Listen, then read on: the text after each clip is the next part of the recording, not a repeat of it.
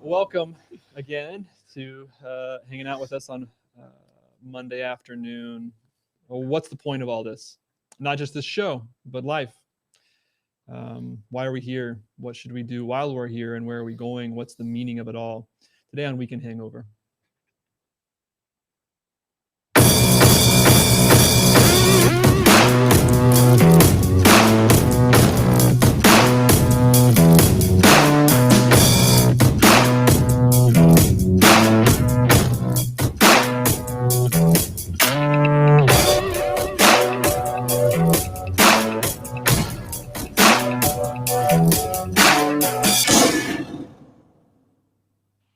Well, I promise you there's some excitement today because there is a disagreement within the Weekend Hangover family of networks. The Weekend Hangover has Laura Buffington, who in our pregame is defending the Disney movie Soul with her soul. And Austin is philosophically trying to undo Soul from his very soul. So real quick, if you're listening, if you're tuning in, I want you to give, I'm for Austin or I'm for Laura. Real quick, we have 2 minutes and they're going to state their case for the point that they are going to make about soul in regard to meaning in life. Laura, you want to go first? What's your case? What's your statement you're making? And for the redemptive value of soul, which I have not seen yet. After this debate, I want to see it, I'm sure. Yeah, so Soul does this, spoiler alert, someone dies in Soul. And it does like a mapping out of... Is it a Bambi moment? Is it like that? I mean, somebody always has to die in a Disney joint, right? Yeah, true. So somebody dies and has to go and then explore the afterlife. And I'll just say right off the bat, I don't expect Pixar to give me a blueprint of how the afterlife works. I expect them to make it look cool. And that's about all I expect from them wisdom wise. But what it does do is then it has to project back to the person who died, learning more about what it meant to be on Earth. So it's trying to do some of what we were doing this weekend, which is to say, what are we all doing here?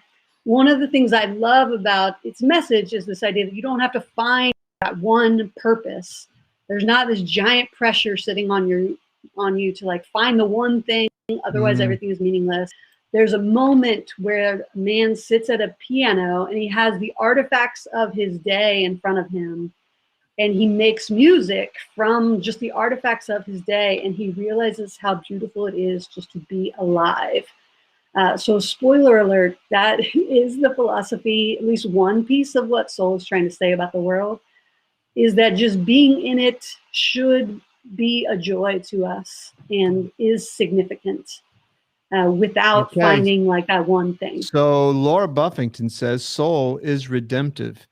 Has a little bit. Has a little bit. But Austin McMahon says it's not. And I'm going to pit them against one another. You say it's not. State your case for why soul is dangerous to our children's ears and minds. And it's another part of the Disney corruption of culture. In 45 seconds or less. In 45 seconds or less. That's right. Well, right off the bat, it takes the idea of personhood starting beyond the embryonic stage. So I already think it's so they're already logically incoherent with their idea of the sanctity of life. Judaism does that also. In short, it states the beginning as the I don't even care. No, you. What's the problem you have with soul? What's the problem you have with soul? I wanted to see Jamie Foxx play the damn piano, and I got poorly thought through philosophy. Huh. Okay. I don't need that from Tina Fey or Jamie Foxx. I have that from actual philosophers. Don't be criticizing Tina Fey now. Laura Buffington's I want spring to be spring. I want her. summer to be summer. I want Jamie Foxx to be Jamie Foxx, and I want Tina Fey to be Tina Fey, and I want Pixar to be Pixar. I don't want them to be. I don't want them to do psychology and philosophy for me. Pixar was out of place, and they did poor thing. They made a poor movie.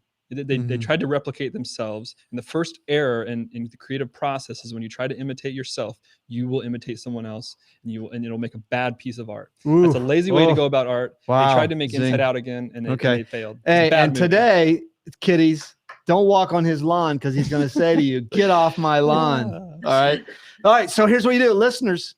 Are you with Austin? Are you more toward with Austin philosophically? I have at least one. I can see the stream. I have at least one person on my side. Okay, so we're gonna see. We're gonna see the outliers. Austin this time. Usually Laura is the voice of outlying, and you know. Let it be said, I didn't make my case why I on a fundamental level why I didn't like it. I didn't want to get into that. Well, Laura, just the word on the street's going to be Laura Buffington is a huge Disney Pixar fan and just promotes all of their movies. So am I. I'm a big fan of Disney Pixar when they make good movies. I know you are. They made a bad one. So hey, we got to cover this. Today we're gonna model a 5-question group time. You can do this. Pass this on with your peeps. So we're gonna model walking through the questions that we post every week. They're on Instagram and Facebook right now. We said one thing real quick. We don't have a lot of time for this, but Laura, it's your first Mother's Day without your mom. It's my 11th without my mom, and it's Austin's 31st with his mom. Number one thing you're thankful for your mom. Mine is her grit and resilience. Laura, what would you say? Yeah, I mean, the strength piece is a definite big piece of my mom too. I posted a picture of her. She was robbed when she was working at a grocery store and was robbed when she was 19. And the photographer captured this picture of her just standing there poised as all get out. And I think she lived her life under a lot of fire and still found a way to keep going. So that's cool. Also, if I wanted to be like a professional badminton player, she would have helped me figure it out. That's neat. Yeah. One of the images I have of your mom and dad is being on the front row and you're about to teach, and just how proud they were of you. But they didn't pour it on, saccharine sweet. But they were proud of what you had chosen to do, and that's one of the enduring images. Because that's most of the time when I talk to them was right before you're about to teach. Yeah, right? they wouldn't come to hear you. I know they never came to hear me one time, which makes them no different from my own parents, actually. Not No, much. my dad was trouble. He'd sit there in the front row and cry and mess with my head the whole time. That's great. That's great. Austin, number one thing that you're thankful for Sherry Young McMahon. All those shots she probably rebounded for me. Yeah, boy, hundreds and hundreds and hundreds. Yeah, Hundreds and hundreds. I think one of the false things about our family is that I was the one who made you get out into the court and shoot. It was not me on vacation getting out there and saying, Oz, it's time to get out on the court and shoot. And she's out there rebounding for you. I was off doing something else. I don't know what it was. We're thankful for our moms. Hope you had a rich, meaningful Mother's Day. But what we did yesterday is we decided, hey, we're just going to go forward with mothers, but we're going to attach it to this existential series we're in right now about meaning. And the second question is, have you ever asked the question? A lot of people don't. A lot of people don't ask the question, what's the point? What's it all about? I love two movies that are about this, City Slickers and Groundhog Day. What's your favorite existential movies that ask that question? Groundhog Day is Ecclesiastes in 2 hours. What's your favorite existential movie? Probably, I don't know. Being John Malkovich. That's pretty. Oh, that's good. That's a good one. Or what's the one with the white flower? Meryl Streep. What's that one? I'm blanking. Laura, what's that? Orchid. Something about I don't. Yeah, remember. the White Orchid movie. Yeah. That one. That's a good. Never one. saw that one. Being John Malkovich is a good one. Laura, what's your best existential? What's the point movie? Groundhog Day is a good pick. That's I like the Groundhog. Mm-hmm. Yeah, or I think I'm going to use the clip from it this week where the guy goes, John or Bill Murray's going, what would your life be like if every day you got up, you did the same thing over and over and it had no purpose? And the drunk at the bar in the bowling alley goes, well, that about sums it up for me. Another good one is Soul, and how it characterizes the soul. The meaning of life is just in the hedonistic pursuit of what pleasures you today. Yeah, well, let it be said that Laura Buffington, whom we thought you used to I'm think all was about. really I love deep, hedonism. we used to think she was really deep, and now her favorite existential movie is Soul from Disney. I'm like, okay, that's all my images of Laura Buffington and her depth and her understanding theologically has been shattered now. What if life is just a good sandwich? I don't know. No, that's right. That sounds kind of Buddhist. That sounds kind of Buddhist. So let's unpack this, because I think we're living in an existential crisis age. I mentioned that yesterday. A mother saying that she'd ask her 19-year-old, why don't you and your friends have any plans? And it's because we didn't expect to be alive. Laura, you brought up something today that is, I think, an interesting tension with this in light of mass shootings and pandemics and global warming. And then, Oz, I'd like for you to comment on it with this. Laura, unpack that a little bit from your perspective as you're having dialogue with the emerging generation of adults. Yeah, I kept thinking of this book, The Wounded Healer by Henry Nouwen. Yeah, and it's about the nuclear scare when people were worried that America and Russia would get into this big nuclear fallouts. And I think one of the things that those kind of crises do, or like where we're at right now, a lot of the people who I know who are younger are thinking about climate change. So if story is how we make sense of our world, then what does it do if you can't imagine the ending to the story? So if part of your life is, like I want to write a book someday, but what does that even mean if we're gone in 40 years, or if the book doesn't get dusty on the library shelf somewhere? So when you take away the ending to the story, what does that do? How does that disrupt the rest of the story? Or if I can now imagine myself dying in a mass shooting, which just feels like the emptiest death. Mm-hmm. And so it takes away some of that motivation to make something. Or it doesn't have to, but I think that is the effect for a lot of people right now. And why plant a tree if in 20 years there's going to be no earth, right? And there actually are, that's how they were feeling in the Hebrew scriptures. I keep going back to Jeremiah That was how they felt in exile, right? If we're not in our homeland, and Jeremiah the prophet says, plant gardens, watch out for the city you live in, pray for the peace of the city you're in, plant gardens, make family, like figure out family. So the word to the Christians in exile was like, dig in, love the sandwich in front of you. It was plant a garden and trust that sneaking it in there, that plant the garden and just wait to see if it comes up next season. I think it's neat. Jeremiah really almost deals with, don't worry about the existential stuff. Just do what you're supposed to do, and God will take care of that. Yeah. Jimmy Lee Fox can have chapter 29 and 30 and 31 coming later with a new covenant promise, though. To enjoy the sandwich. There you go. So which side are you on? Is it thumbs up? Okay, you got to pipe in, listeners. Are you more on Austin's side of soul, or are you on Laura's side of soul? You know, a little electricity on the set here of the Weekend Hangover. No, I think that's family of networks. You know, the narrative is a great way to put it, but the dilemma, I think, for meaning, is that you have to write. So you can't opt not to write, or else you self-select yourself out.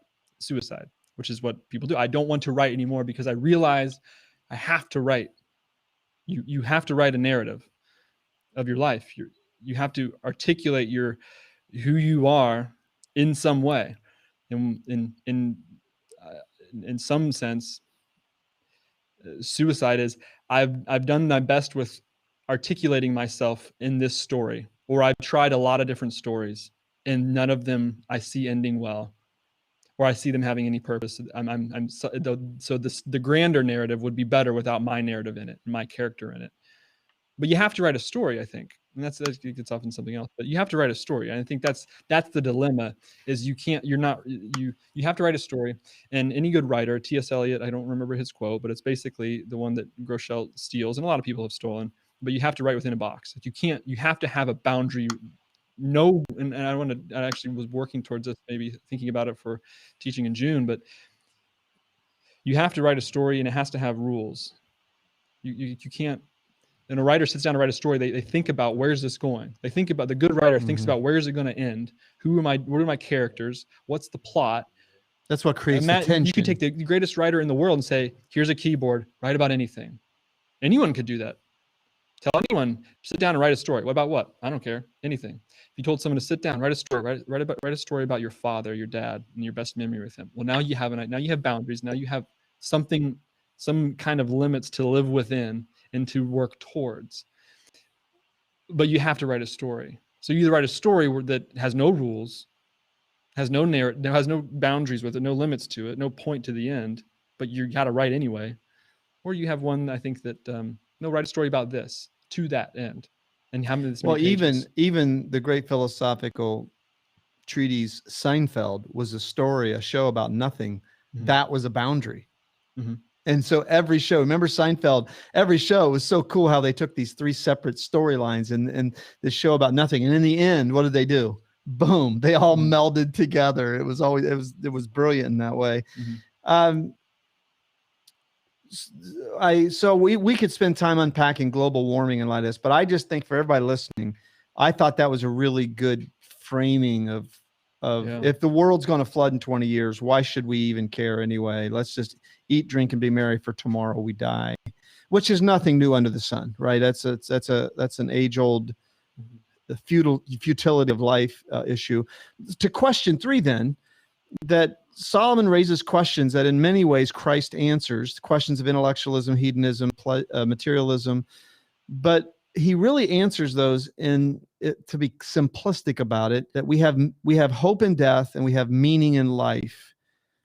And I want to ask you what's the connection between those two? Because I mentioned in the show Afterlife, Ricky Gervais makes the statement, and the show is an evangelical attempt to convert people to atheism. He makes the statement, his wife has died in the show, spoiler alert. He makes the statement, the reason life is meaningful is because there is no God, and all we are is food for worms. That means you got to make the most of this life. Your reactions to that, because we say as Christus, whose worldview is Christism, we say that the meaning of life is so connected to the reality that this life's not all there is. Laura, somebody comes to you and says, I just heard Ricky Gervais say that. What would be your response to that? Yeah, well, I think he's not asking anything that I haven't asked, just about the idea of death. We're talking about that, like mortality means that everything matters or nothing matters.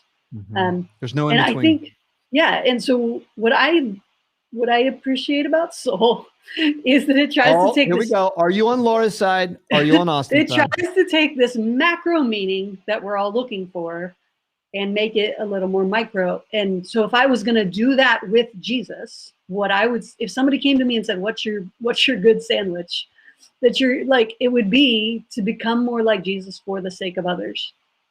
And that's a definition of spiritual formation, but it works to answer this question too, that however long my life is, whether I get killed going to the grocery store or whether I'm caught up in the great flood of 2040, that I want to wake up every day and try to become more like Jesus for the sake of other people. And so having that micro question answered for me changes the way I answer whether I write a book or I take this job or I buy this house or I live in this city. Because that stuff all becomes superfluous to the primary question of what I want my day to be about. And so I think that's what that is, maybe starting to answer some of that meaning. Yeah, that's good. That's good. I want to come back to that because the three of us share something in common that I think people who know us will go, oh yeah, but if I don't say it in light of that, they will not miss, they may miss it. Your response to that dilemma, Oz, of that question and what Laura just said. And here's a chance to put in your plug for why soul should not be watched by another child in America or the world forever. What was the question again? I'm sorry, I was thinking. Well, so Gervais says the reason life is meaningful is because it's all there is. There is no God. That's what makes life meaningful. We say the reason life's meaningful is because there's resurrection, and what we do, in the words of Russell Crowe, what we do here in this life echoes into eternity. And so your reaction to that? I'd say I'm willing to put my money on the line for that to see how it ends. And are you? I think that would be nice. Yeah, so Paul's perspective on that is he said, hey, you ought to build with gold, silver, and costly ornaments and not wood, hay, and straw, because it really does matter. I say that kind of sarcastically, but I think honestly. Yeah, that was really sarcastic. No. I tell you, soul has darkened his soul. No, well, this is what Laura is in effect saying. So to become a saint, to become the priest, to become the pastor, what you're signing up for, to be ordained into that tradition, to that story, synonym for that, when to enter into this narrative of people, is to go find death and live there, to go find suffering and live there, to become Christ on earth, this side of the kingdom, is to enter into that tradition. So if you're in any way a pastor, you're in that tradition, you live in that narrative, and you're not doing that, you have no meaning. You're not living within the narrative that you signed up for. What Laura is saying is to live like Jesus and to follow Jesus. And this is the central answer to the biggest questions for her, for anyone. It means you're what does Mother Teresa do? She goes to Calcutta, she goes to the worst of the worst, and she lives there and she exists there. To be a saint is to become like Christ. To become like Christ is to find suffering, embody it, and exist within it. Who knows what you can do with it? I don't know. But you're going to exist with that suffering. You don't have to worry about that. And so what I'm saying there is, Laura's saying, okay, here's the dilemma. It's a lived experience. I'm gonna live like this. This is but when we get to the end, we'll see who was right. But this is what I'm gonna do. I'm gonna live like this. I'm going to live within this tradition, this narrative, this story, and we'll see who's right in the end. There's an old story about when who was the Russian cosmonaut who first went into space, 1960. His name just slipped my mind. Yeah. And he said, I have, being a propagandist for the atheistic Russian USSR government, he said, I have been to space and there is no God. Mhm. And W.A. Criswell was famous for saying, if he'd have stepped out of that spaceship, I bet he'd have found there was a God, that we're going to find out in the end. So why not live life like Jesus? Like, why not? Because that doesn't seem to be, even unbelievers admit that the way of Christ is really profoundly meaningful. Mhm. I mean, even non-believers admit that Jesus is never the problem. His followers are. I want to go to the next one though. And Laura, you've had a year, an extreme year of the sour and sweet notes of life. And yesterday I mentioned, I can't remember, maybe you guys remember who was originally talked about life. You can either look at it like colors, and red and yellow just blot each other out and they become orange, or red covers yellow and the meaningless things of life get covered over by the meaningful. And in the end, that's all that matters. Or you can look at it like the two notes of music that are very sharply distinct. They come together and they don't blot each other out. They meld together to create a chord. And that this is what Solomon is saying. In the end, he's the one who creates the music out of the stories of our lives. I have found that to be true, because all the things that I do that are meaningless are actually a part of the meaningful things, and they create this who you are deal. I want you guys to talk about that, because one thing we share, here's the thing that we share, that I think the three of us have a wiring that has led us at times down to, God, if I fall asleep and don't wake up, I'm okay with that, right? They've been so despairing of life that we had moments in our lives where, okay, I'm good if this is all there is, and you just take me now. Elijah, right? God, take me now. We've been there. Why do you keep writing music? Why do you, in light of the sour notes that have come into your life this week, why do you say to a 19-year-old today, just keep letting God write the music, and you're going to see a beautiful song come out of all this? You don't have to worry about the fact that there aren't going to be meaningless things. There are always going to be meaningless things, and they're going to be sour notes. We have about 6 minutes before we're done, but I really want to hear that from you guys, because I think you have a lot to offer the emerging generation with regard to this analogy. Laura, you first. Yeah, I would just say I can't separate the pain from the beauty. At least in my life, they have always come together, and that is especially true of these last few years. As I figure out how to tell these stories, I can't tell the story of my mom getting Alzheimer's without telling it. There was also healing in it. Can't tell the story of my dad losing his breath. There was healing and love and beauty in that. And I go back very often to that, the very famous question, why do bad things happen? I think several years ago I started trying to also ask, why do good things happen? And that why do good things happen question always leads me back to a maker. So it's just as interesting and compelling to me to ask, why is anything good? And my life has been wired in a way that question has often been much harder to answer, and that the only question, the only possible answer to that is the existence of a God who wants good things for us somewhere along the way. A benevolent creator, right? Yeah. Yeah. Oz, your journey's been amazing also for 31 years, coming upon 31. Mm-hmm. Why have you seen the chord imagery? Why would you, what has allowed you to say, God makes music of it all? I don't have to worry about life being meaningless in any way. There's going to be meaningless things. There's going to be sour notes. Mm-hmm.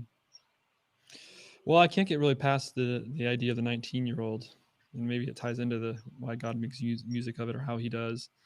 It's hard to get past that idea of the 19-year-old, them living in the artificial kind of cultural moment that they're in. And perhaps that's because love is something that's clicked, not something that you get sweaty palms from going up to ask a girl out on a date. I'm not sure, but I don't know. I can't. I'm stuck on the 19-year-old, I guess, and that's not what we're trying to answer here. but ultimately you got to go make mistakes. I think you can put a lot of, there's like, you're working with the same 8 notes that Beethoven worked with, and you could make a lot of bad music. You make a lot of bad music. But if you fool around on a guitar long enough for a piano, you're going to go, oh, well, that sounds kind of nice. Mm-hmm. Well, oh, wow. Yeah. Well, there's a bit of a melody there. I wonder if I could build off that. I wonder if I could do a chorus, And a that verse, melody a has eight. never been made before. Yeah, and it could be something unique. It could build off of the shoulders of people that came before you. But so maybe tying into the 19-year-old, you got to go out and make some Kerouacian mistakes, and you've got to go have your heart broken and break someone's heart, and really understand that, which I think most of our young men don't understand enough of, and it's what transforms boys into men, is understanding that life, there's mortality in coming as close to that line as you possibly can without crossing it, and understanding that every action has consequences. If you do bad things happen. If you do good things happen. That's an incredible amount of power. Mm-hmm. And so, a 19-year-old boy on a phone is never going to figure that out. But yeah, and so that's making good music and making bad music. I think that's what I'm getting at. We have a couple minutes here. I intentionally wore my Pete Maravich garb today because I want to ask a question. And in light of John 10:10, I've come that you might have life and have it more abundantly. I remember hearing him one time speak after he had come to Christ. And for those of you who don't know, he was the ultimate scoring machine. He's a Hall of Fame basketball player, tried everything, went down every spiritual path, came to Christ at 42. He died of a heart attack while playing basketball in a church. But I remember hearing him one time, young people, he was speaking to a bunch of teenagers, and he said, I have a trophy in my garage that's 6'5"1/4 tall, just like I am. And it is rusting. But I want to tell you today about a Savior who told me, I have come to give you life and have it more abundantly. And I have found that Savior to be true, because my life today is rich and full of meaning in a way that being a basketball android could not provide, nor could anything else. Who is your hero of at one time lived the hedonistic and intellectualism, like had everything this world had to offer, but came to Christ, and you are inspired by them? Because I want to point that now to our practice.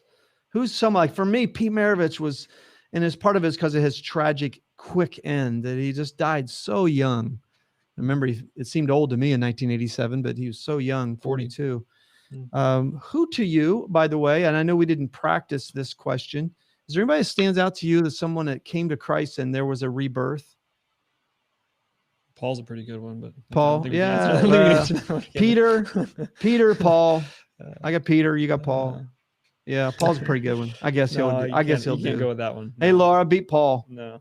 I don't have like a modern answer. One person's life who I really enjoy is last year I read the biography of Van Gogh. Cool. I would be a modern one. Yeah. Yeah. I mean, and it was 21st century, but it was kind of that like beauty of just like not having answers to all the questions, but just like life is in front of me, and I'm gonna, he lived as like a pastor to the poor for several years before he painted anything.